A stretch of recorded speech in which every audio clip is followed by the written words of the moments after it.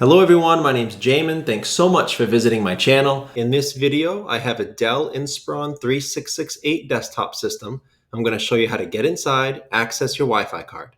So first thing, power down your computer the correct way. Make sure it's off and unplugged from your power cord. So we're going to flip our computer over to access our back. We're going to take off this screw and this screw to remove this panel.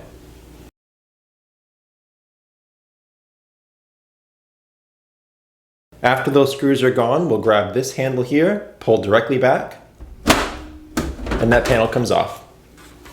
Now we'll spin the computer around to access the front. Here you see 3 clips. So we're going to raise the computer up just a little bit.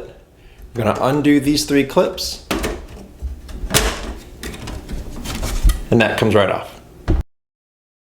To open this up more so we can access the inside of the computer, you'll see this blue tab here that says pull. So you don't have to unscrew anything. There's no levers or switches. You just grab it and pull it open.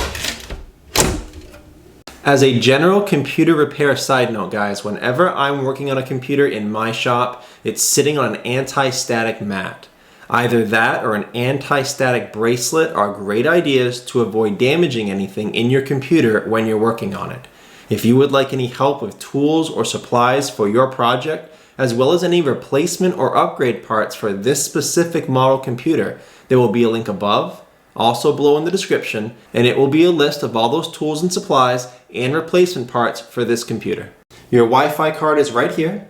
It's held down by a single screw there that will release the Wi-Fi card and this plastic guard. Under the plastic guard, you have 2 antenna wire. Those are just snaps. Those snap directly up and off of the Wi-Fi card. They do need to be at a perfect 90-degree angle to snap back on though, and you are strong enough to damage them if they're not at the right angle and you try to force it. So just go slow, be patient. It can be a pain in the butt if you're not used to it, but you will be able to get those back on. Just be patient. After you pull it out of the port there, then you can replace it. I will have a Wi-Fi card replacement option below in the description in that link I told you about with all the replacement parts and upgrade parts for this model computer.